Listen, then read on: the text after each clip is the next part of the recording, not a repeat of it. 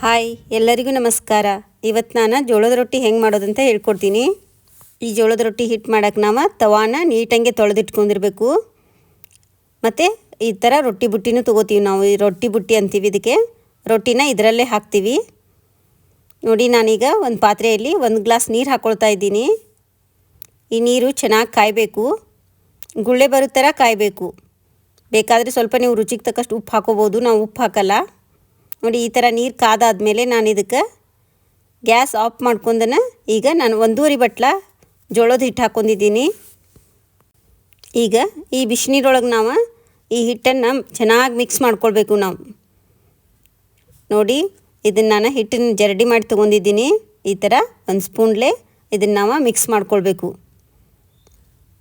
ಈಗ ಮಿಕ್ಸ್ ಮಾಡ್ಕೊಂಡು ಬೆಳಕೆ ನಾನೀಗ ಒಂದು ತಟ್ಟೆಗೆ ದೊಡ್ಡವಾದ ನೋಡಿ ಈ ಥರ ಚೆನ್ನಾಗಿ ಮಿಕ್ಸ್ ಮಾಡ್ಕೊಳ್ಬೇಕು ಬಿಸಿನೀರೊಳಗೇ. ಈ ಮುದ್ದೆ ಥರ ಆಗುತ್ತೆ ಇದು. ಗಂಟುಗಳು ಇಲ್ದಂಗೆ ನಾವು ಇದನ್ನು ಹಿಟ್ಟನ್ನು ಮಿಕ್ಸ್ ಮಾಡ್ಕೊಳ್ಬೇಕು. ನೋಡಿ, ಈಗ ನಾನು ಇದನ್ನು ಒಂದು ತಟ್ಟೆಗೆ ಹಾಕ್ಕೊಂಡೆ. ಈಗ ಬಿಸಿ ಇರುತ್ತಾನೆ ನಾನು ಇದನ್ನು ಹಿಟ್ಟನ್ನು ನಾದ್ಕೊಳ್ಬೇಕು. ಬಿಸಿ ಇರತ್ತೆ, ಸ್ವಲ್ಪ ಪಕ್ಕದಲ್ಲಿ ನೀರು ಇಟ್ಕೊಂಡು ನಾವು ಇದನ್ನು ನೋಡಿ ಈ ಥರ ಈ ಹಿಟ್ಟನ್ನು ಮುದ್ದೆ ಥರ ಮಾಡಿ ಇಟ್ಕೊಳ್ಬೇಕು. ಅಂದರೆ ಇದರಲ್ಲಿ ಜಿಗಿಟ್ಟು ಚೆನ್ನಾಗಿ ಬರುತ್ತೆ ಮತ್ತು ರೊಟ್ಟಿನೂ ಮೃದುವಾಗಿ ಬರುತ್ತೆ. ಈ ಥರ ನಾವು ಬಿಸಿನೀರಲ್ಲಿ ಹಾಕೋದ್ರಿಂದ ರೊಟ್ಟಿ ಮೃದುವಾಗಿ ಬರುತ್ತೆ. ನೋಡಿ, ನಾನೀಗ ಸ್ವಲ್ಪ ಕೈ ಬಿಸಿ ತಾಗಿದ್ರೆ ಸ್ವಲ್ಪ ನೀರು ಹಚ್ಕೊಂಡು ಈ ಥರ ಮುದ್ದೆ ಥರ ಮಾಡ್ಕೊಂಡು ಇಟ್ಕೊಳ್ಳಿ. ನಾನು ಸ್ವಲ್ಪ ಹಿಟ್ಟನ್ನ ಹಾಕೋದನ್ನು ಹೆಂಗಂತ ಹೇಳ್ಕೊಡ್ತೀನಿ ನೋಡಿ. ಈಗ ಈ ಥರ ಬಿಸಿನ ಇರುತ್ತೆ, ನಾವು ಮುದ್ದೆ ಮಾಡೋದ್ರಿಂದ ಹಿಟ್ಟನ್ನು ಚೆನ್ನಾಗಿ ಬರುತ್ತೆ, ರೊಟ್ಟಿನೂ ಹರಿಯೋದಿಲ್ಲ. ನೋಡಿ, ಈ ಥರ ನಾವು ಈ ಹಿಟ್ಟನ್ನು ಮುದ್ದೆ ಮಾಡ್ಕೊಂಡು ಚೆನ್ನಾಗಿ ಹಿಟ್ಟನ್ನು ನಾದ್ಕೊಳ್ಬೇಕು. ಕನಿಷ್ಠ ಒಂದು 3-4 ಮಿನಿಟ್ ಆದರೂ ನಾವು ಹಿಟ್ಟನ್ನು ನಾದ್ಕೊಳ್ಬೇಕು. ನೋಡಿ, ನಾನು ಎರಡು ಮುದ್ದೆ ಮಾಡ್ಕೊಂಡಿದ್ದೀನಿ. ಆ ಕಡೆ ಇರೋ ಹಿಟ್ಟಿಗೂ ಈ ಕಡೆ ಇರೋ ಹಿಟ್ಟಿಗೂ ಡಿಫ್ರೆಂಟ್ ನೋಡಿ.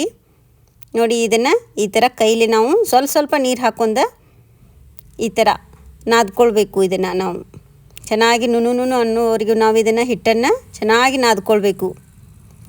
ಕೈಯಲ್ಲಿರುವ ಹಿಂದಿನ ಭಾಗನ ಯೂಸ್ ಮಾಡ್ಕೊಂಡು ನಾವು ಇದನ್ನು ಈ ಥರ ತಿಕ್ಕಿ ಹಿಟ್ಟನ್ನು ನಾದ್ಕೊಳ್ಬೇಕು.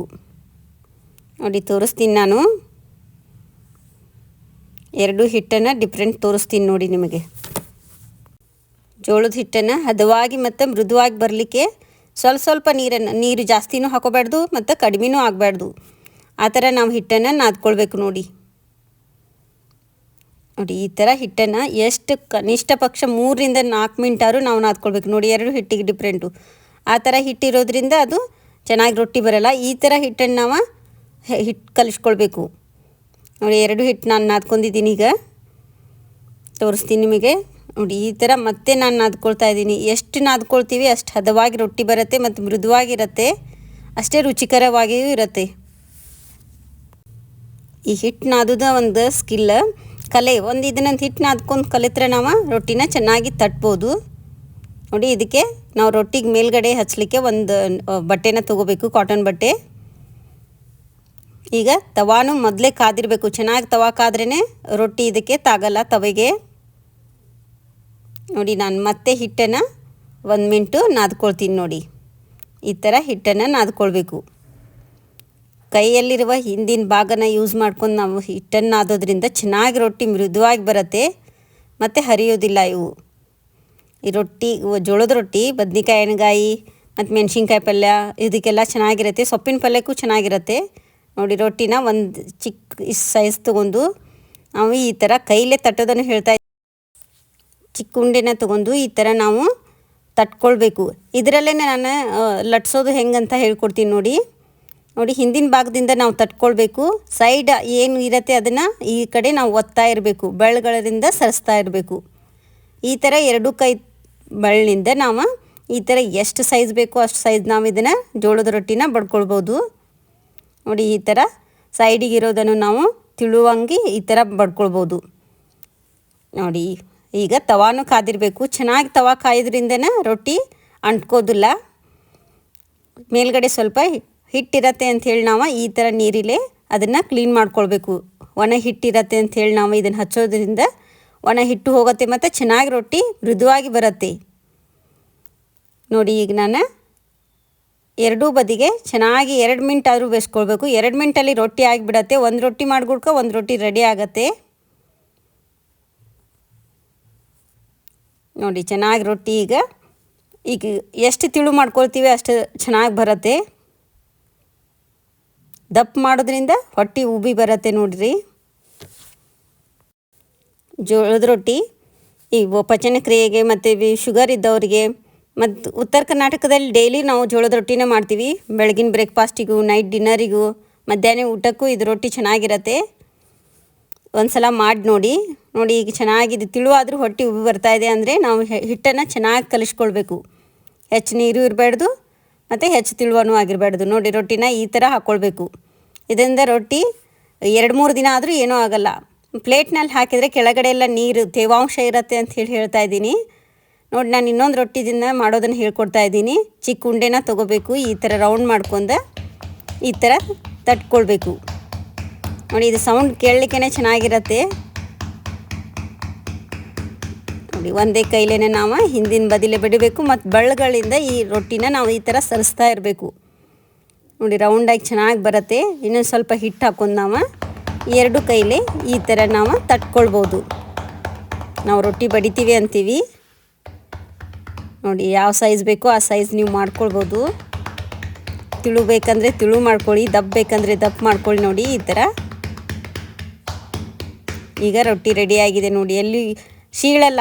ಈಗ ಹಿಟ್ಟು ಮೃದುವಾಗಿ ಎಷ್ಟು ಚೆನ್ನಾಗಿ ನಾದ್ಕೊಳ್ತೀವಲ್ಲ ನಾವು ಸೈಡಿಗೆಲ್ಲ ಶೀಳಲ್ಲ. ಇಲ್ಲದಕ್ಕೆ ಆ ಕಡೆ ಈ ಕಡೆ ಎಲ್ಲ ಸೀಳ್ಬಿಡತ್ತೆ. ಈಗ ನೋಡಿ ರೊಟ್ಟಿ ಚೆನ್ನಾಗಿ ಇದಾಗಿದೆ. ಇದು ಈಗ ಇದೇ ವಿಡಿಯೋದಲ್ಲಿ ನಾನು ಹೇಳ್ತೀನಿ. ಈಗ ಲಟ್ಸೋದನ್ನು ಹೇಳ್ತೀನಿ. ನಾನಂತೂ ಲಟ್ಸೆ ಮಾಡಿ ಕಲ್ತಿದ್ದೀನಿ ಫಸ್ಟ್ ರೊಟ್ಟಿನ.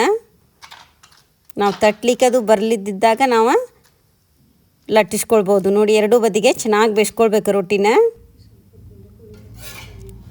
ಗುಳ್ಳೆದು ಬರೋ ಥರ ಬರುತ್ತೆ ನೋಡಿ. ಈ ಜೋಳದಲ್ಲೇ ವೆರೈಟಿ ಜೋಳ ಇದೆ. ಬಿಳಿ ಜೋಳ ಇದೆ, 5 ನಂಬರ್ ಜೋಳ ಇದೆ, ಮತ್ತು ಇದು ವೆರೈಟಿ ಹೆಸರುಗಳಿದೆ ಜೋಳದಲ್ಲಿ. ಇದೊಂಥರ ಜೋಳ ನೋಡಿ.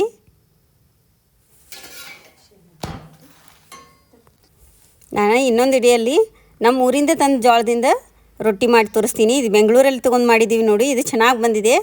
ಒಂದು ಸಲ ಟ್ರೈ ಮಾಡಿ ನೋಡಿ. ನೋಡಿ ಇದು ತಿಳುವನ್ ರೊಟ್ಟಿ ಆದರೆ ಕಡಕಾಂಗಿ ಚೆನ್ನಾಗಿರುತ್ತೆ. ಬಿಸಿ ರೊಟ್ಟಿ ತಿನ್ನಲಿಕ್ಕೂ ಚೆನ್ನಾಗಿರುತ್ತೆ. ದಪ್ಪ ಮಾಡ್ಕೊಳ್ಳೋದ್ರಿಂದ ಉಬ್ಬತ್ತೆ, ಹೊಟ್ಟೆ ಉಬ್ಬೆ ಬರುತ್ತೆ, ಚೆನ್ನಾಗಿ ಮೃದುವಾಗಿರುತ್ತೆ 2 ದಿನ ಆದರೂ. ಈಗ ನಾನು ನಿಮಗೆ ಲಟ್ಸೋದನ್ನು ಹೇಳ್ತೀನಿ ನೋಡಿ. ಇನ್ನೊಂದು ಸಲ ಹಿಟ್ಟನ್ನ ನಾದ್ಕೊಳ್ಳಿ. ಪ್ರತಿಯೊಂದು ರೊಟ್ಟಿ ಮಾಡುವಾಗೂ ನಾವು ಒಂದು ರೊಟ್ಟಿ ಮಾಡ್ಬಿಡ್ಕ ಒಂದು ಬೇಯಿಸ್ಕೊಡ್ಕ ಒಂದು ರೊಟ್ಟಿ ರೆಡಿಯಾಗಿರುತ್ತೆ. ನೋಡಿ ಈ ಥರ ಹಿಟ್ಟು ಹಾಕೊಂಡು ಸ್ವಲ್ಪ ತಟ್ಟೋದ್ರಿಂದ ಇದು ರೊಟ್ಟಿ ಶೀಳೋದಿಲ್ಲ ಅಂತ ಹೇಳ್ತಾ ಇದ್ದೀನಿ. ನೋಡಿ ಸ್ವಲ್ಪ ಈ ಥರ ತಟ್ಟಿ ಈಗ ನಾವು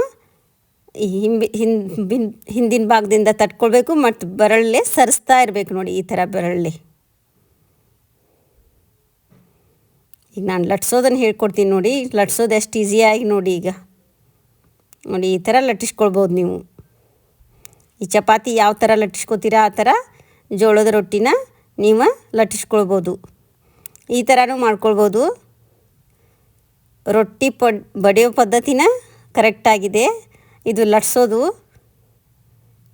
ಇವಾಗ ನಾವು ಕಲ್ತಿರುವ ಪದ್ಧತಿ ಇದು ನೋಡಿ. ನಾನು ಇದೇ ಥರ ಮಾಡ್ತೀನಿ, ಲಟ್ಟಿಸಣೆ ಮಾಡ್ತೀನಿ ನೋಡಿ. ಚೆನ್ನಾಗಿ ಬಂದಿದೆ ರೊಟ್ಟಿ. ಈಗ ಎರಡೂ ಬದಿಗೆ ಬೇಯಿಸಿದ್ರೆ ಬಿಸಿ ರೊಟ್ಟಿ ರೆಡಿ ಆಗುತ್ತೆ. ಈ ಬಿಸಿ ರೊಟ್ಟಿ ಹಸಿ ಖಾರ, ಆಮೇಲೆ ಈ ಜೋಳದ ನುಚ್ಚಿ ನಂಬ್ಲಿ, ಆಮೇಲೆ ಮಜ್ಜಿಗೆ ಅಂಬ್ರ, ಬದನೆಕಾಯಿ ಎಣ್ಗಾಯಿ, ಸೊಪ್ಪಿನ ಪಲ್ಯಗಳಿಗಂತೂ ಇನ್ನೂ ಚೆನ್ನಾಗಿರುತ್ತೆ. ನಾನು ತೋರಿಸ್ತೀನಿ ರೀ. ರೊಟ್ಟಿಗಳು ಎಷ್ಟು ಚೆನ್ನಾಗಿ ಮೃದುವಾಗಿ ಬಂದಿದೆ. ಈ ರೊಟ್ಟಿಗಳನ್ನು 2 ದಿನ ಇಟ್ಕೊಂಡು ತಿನ್ಬೋದು. ಕಡಕಾಗಿ ಬೇಯಿಸಿದ್ರೆ ನೀವು 1 ತಿಂಗಳಾದರೂ ಇಟ್ಕೊಂಡು ತಿನ್ಬೋದು. ನೋಡಿ ನಾನು ಒಂದು ಹಾಕ್ಬಿಡ್ಕೊ ಒಂದು ಬೇಯಿಸ್ಕೊಂಡು ಈಗ ಇದು ಮಾಡ್ಬಿಡ್ಕೊನೆ ಮತ್ತೊಂದು ರೊಟ್ಟಿನ ನಾವು ರೆಡಿ ಮಾಡ್ಕೊಳ್ಬೋದು. ಕಲಿಯೋದು ಇಂಪಾರ್ಟೆಂಟ್. ಬರದೇ ಇದ್ದರೆ ಚಿಕ್ಕ ಸೈಜ್ ಮಾಡ್ಕೊಂಡ ಕಲೀರಿ. ನೋಡಿ ರೊಟ್ಟಿಗಳು ರೆಡಿಯಾಗಿದೆ. ನೋಡಿ ನಾನು ಇನ್ನೊಂದು ರೊಟ್ಟಿನೂ ಇವಾಗ ಬೇಯಿಸಿ ತೆಗಿಗುಡ್ಕ ಇನ್ನೊಂದು ರೊಟ್ಟಿನೂ ರೆಡಿ ಮಾಡಿದೆ. ಅದನ್ನೂ ಬೇಯಿಸ್ತಾ ಇದ್ದೀನಿ ನೋಡಿ. ಈಗ ಮೇಲ್ಗಡೆ ಹಿಟ್ಟಿರತ್ತೆ ಅಂಥೇಳಿ ಸ್ವಲ್ಪ ನೀರು ಹಚ್ಚಿ ಅದನ್ನು ಹಿಟ್ಟನ್ನೆಲ್ಲ ಒರೆಸ್ಕೊಳ್ಬೇಕು. ಬಟ್ಟೆನ ನೀರಿನಲ್ಲಿ ಎದ್ದಿ ಸ್ವಲ್ಪ ಹಿಂಡ್ಕೊಳ್ಬೇಕು. ಹಿಂಡಿ ಈ ಥರ ಮೇಲ್ಗಡೆ ಹಾಕಿ ಹಿಟ್ಟನ್ನು ತೆಗೆದುಕೊಳ್ಬೇಕು, ಒಣ ಹಿಟ್ಟಿನಷ್ಟೇ. ನೋಡಿ ಎರಡು ಬದಿಗೆ ಚೆನ್ನಾಗಿ ಬೇಯ್ದ್ರೆ ಬಿಸಿ ರೊಟ್ಟಿಗಳು ರೆಡಿಯಾಗಿದೆ. ಇದು ನೋಡಿ ಬಿಸಿ ಬಿಸಿಯಾದ ಎಷ್ಟು ಚಂದ ರುಮಾಲ್ ರೊಟ್ಟಿ ಥರ ರೊಟ್ಟಿ ರೆಡಿಯಾಗಿದೆ ನೋಡಿ. ಸಾಫ್ಟಾಗಿ, ಅಗದಿ ಸಾಫ್ಟಾಗಿ ಕೈಯಲ್ಲಿ ಹಿಡಿದ್ರೆ ಮೃದುವಾಗುತ್ತೆ. ಲೈಕ್ ಮಾಡಿ, ಶೇರ್ ಮಾಡಿ, ಸಬ್ಸ್ಕ್ರೈಬ್ ಮಾಡ್ಕೊಳ್ಳಿ. Thank you. ಬಿಸಿ ಬಿಸಿಯಾದ ಜೋಳದ ರೊಟ್ಟಿ ರೆಡಿ. ಉತ್ತರ ಕರ್ನಾಟಕದ ಸ್ಪೆಷಲ್ ಇದು. ಎಲ್ಲರ ಮನೆಯಲ್ಲೂ ನಾವು ಡೈಲಿ ರೊಟ್ಟಿನೇ ಮಾಡ್ತೀವಿ, ಬೆಳಗ್ಗೆ, ಮಧ್ಯಾಹ್ನ, ನೈಟ್ ಡಿನ್ನರಿಗೆ. Thank you.